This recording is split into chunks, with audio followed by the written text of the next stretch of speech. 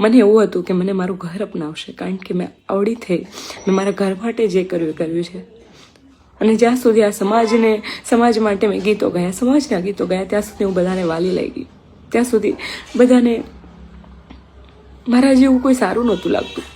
અને આજે જ્યારે એક દીકરી પોતાના માટે કંઈક વિચારે છે, એવી એક દીકરી પોતાના, મારા ઘરમાં નથી એવો માહોલ, એટલે મેં ઘરે ના કીધું અને મારે આ પગલું ભરવું પડ્યું. પણ હા, જેટલા પણ સમજે છે એ લોકોને કહું છું કે ઘરમાં એવો માહોલ બનાવો કે દીકરી ભાગે નહીં, અને દીકરી તમને સામેથી કહી શકે કે મને પ્રેમ છે.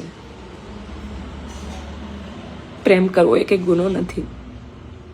જો મારા બાપનો જીવ બળતો હોય તો હું પણ એક દીકરી છું, અને મારામાં પણ જીવ છે, અને મારો જીવ એ બળ્યો છે.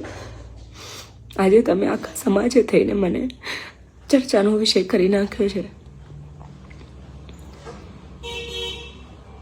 જે લોકો મોટા જે લોકોથી થોડીક ઉમેદ હોય છે, એ લોકો પણ આજે ન સાંભળી હોય, જે લોકોને વાતની ખબર જ નથી, એવી વાતો કરે છે.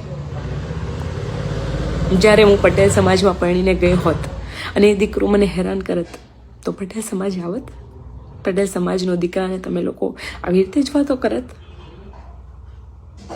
કેટલી દીકરીઓ એવી છે કે જે પટેલ સમાજની અંદર પણ હેરાન થાય છે.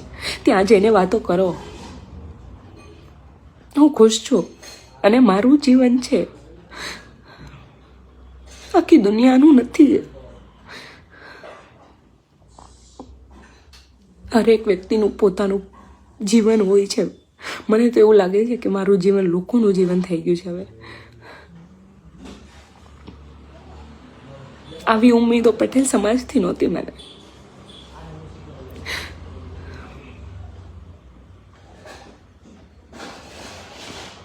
બની શકે ને તો કોઈ પણ દીકરીને આવી રીતે હેરાન ન કરતા તમે.